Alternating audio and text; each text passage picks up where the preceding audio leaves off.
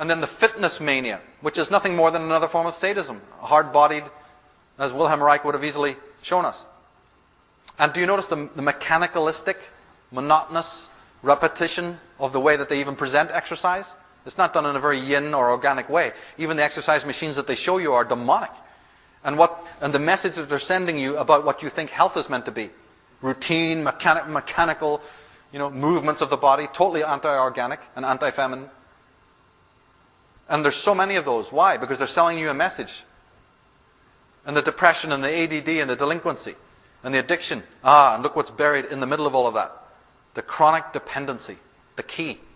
You can't be anything unless somebody else has given you approval. And mostly you don't get the approval, so as the psychologists well know, look what then happens to us when we don't get it. Look what then becomes of us and what we start doing when we don't have that approval from somebody. Look what we turn ourselves into. Now, anxiety is an interesting word.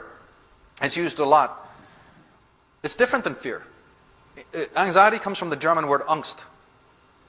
But the psychologists in Germany were saying, look, fear is the word that means when you're being attacked from outside. It's the emotion that you feel when there's a legitimate physical attack. Angst is very different. Angst is from within. When there's something about yourself that's in disorder or malaise. That needs to be borne in mind. What we're having today when we talk about anxiety disorders is all rooted in what I've been talking about. And then we have the cures, because of course we're not doing the healthy work to solve the problem. No. As I said, we poison ourselves with toxic foodstuffs full of contaminants and then seek respite for our terrible inner discomfort on a physical level from a leviathan that administers nothing more than further poisons to us in the name of our health. Isn't that a symptom of our psychosis? But we want that, because what's it all really based on? The doctor's another daddy. Are you feeling better now, darling? Oh, yes, doctor. You're feeling like hell, but don't irritate the doctor. Roll up the sleeve. They could tell you to do somersaults and bend over backwards and people will do it. Because that animus figure is very important. But a priest, pope, politician, doctor, tutor, you see, the whole 9 yards. The expert. Look, we're in submission to the expert. Everyone else is more powerful and more knowledgeable. And we've given our power away to the worst kind of sadists.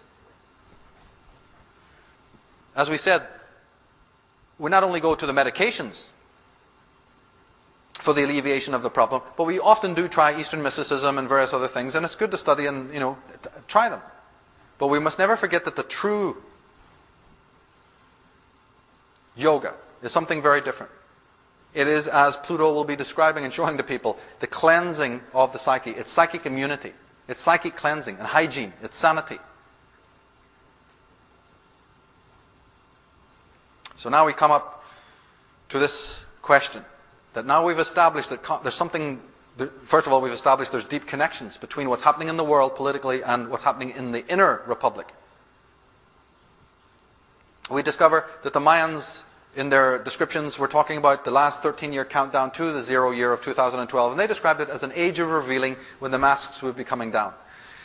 The Bible corroborates that, and they have talking about their apocalypse. But the apocalypse comes from the word, from the Greek, to reveal. In fact, what they really meant was, the apocalypse was a physical thing. Apocalypse was a big leather covering that covered something. That's all it meant. A leather covering. A leather covering. What's the metaphor? Yeah. Your body. The leather covering of the skin of the human being. That's what the apocalypse... And that's why they said the Battle of Armageddon will be fought in the air, meaning it's not physical. It's an intellectual battle. Anyone who's done a little study of the metaphorical, symbolic stuff knows this. We've established that there are these great connections between the microcosm and the macrocosm. And now, fortunately, it's not just the mystics, the true yogis. It's not just the Wilhelm Reichs and the occultists who've been talking about this. At last, finally, the scientists are also are catching up. Dr. George W. Cryle of the Cleveland Laboratories announced that he had discovered at the heart of every living organism a tiny nucleus of energy all aglow, with temperatures ranging from 3,000 to 6,000 degrees of heat, which he called radiogens or hot points, precisely akin to the radiant energy of solar matter. Look at that. Precisely akin to the radiant energy of solar matter. He affirmed that a tiny particle of the sun's power and radiance was lodged within the heart of every organic unit. If a mystic had said it, they go, he's crazy, he's on something. But a scientist is now saying it. Deepak Chopra addresses it. Photons, which is the highest form of physical light, come out of nowhere. They cannot be stored, they can barely be pinned down in time. And they have no home in space whatsoever. That is, light occupies no volume and has no mass. The similarity between a thought and a photon is very deep. Both are born in the region beyond space and time where nature controls all processes in that void which is full of creative intelligence. Well, in the early 1980s, thanks to the development of a sophisticated measurement device, a team of scientists demonstrated that the cells of all living beings emit photons of a rate up to approximately 100 units per second per square centimeter of surface area. They also showed that DNA was the source of the photon emission.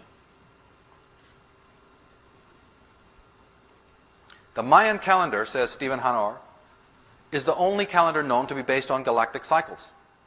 The Mayans claimed that they created this calendar in order to monitor the light coming from the center of the galaxy and how it affected our DNA. We now know, through the work of Fritz Popp, that DNA not only absorbs light, but also emits light. DNA also appears to be the bridge between our physical and etheric bodies. Modern science now realizes that our DNA directly reflects our consciousness, making it possible for us to willfully change our DNA. Now that's magic, and that's true religion. Of course, the slave wants nothing to do with that. He's given away his power to others who do the thinking for him. Consciousness changed my DNA? You mean disease is changeable by consciousness? I don't want to believe that. It's external, it's a bug, it's a virus that's outside of me. I don't want to have anything to do with consciousness. I don't want to think. I don't want to change my consciousness. No. I believe what the FDA and the AMA tell me. But as a matter of fact, the opposite is true. The whole of matter can be transformed and changed by thinking. So when you see these stupid Lego sets that they show you the DNA tree floating in this hyperspace, that's malarkey. That's Hollywood, that's TV. No. The DNA is nothing but an expression of vibration, of energy, affected by thought. It's below thought. Your thinking will transform it. But my goodness, what would this philosophy now would do to the human race? There is a harmonic relationship between the Earth and our mind-body. Earth's low-frequency isoelectric field, the magnetic field of the Earth, and the isostatic field that emerges from our bodies are closely interwoven. Look, the scientists are saying this now. Our internal rhythms interact with external rhythms, affecting our balance, our REM patterns, and our mental focus. For epochs, the Schumann's resonance has provided the orchestrating pulse for life on this planet, our planetary heartbeat, which sets the tempo for health and well-being. ELF waves, frequencies, of Schumann's resonance are intimately linked with those of human brain waves. Natural or artificially induced changes in the Schumann resonance could affect the subtle and perhaps gross brain wave generation. So they're saying that, changes in the Schumann resonance can affect your brain. Liquid crystals, DNA, brain ventricles, and cellular structure, and by the way, DNA, as I just said, is not as they're showing you. Now, these liquid crystals in the human body may operate as antenna for detecting and decoding such global and local ELF signals. But I say something else. Could it be the other way around? Are the mental, emotional, and psychological states of human beings causing the changes to the electromagnetism of the planet? Well, Wilhelm Reich would certainly agree. And we need to get into this, because we got it all back to front. Of course, a physical event takes place, like now they're burning with heat in New York City because the power's off. So they say, my emotional states are caused by this horrific thing that the government is doing. Damn them, I'm out of my mood. How many people think, what was going on in the collective consciousness that caused that outbreak? That set this mood? We don't think like that. It's very foreign to us. Well, of course it's foreign to us. The people who try to teach us, like Wilhelm Reich, we lock those guys up in federal stockades and have them killed. That's why we are unfamiliar with most of this stuff. So changes within the mental reactions of humans, whether induced artificially or not, may precipitate the so-called earth changes that everyone's talking about. So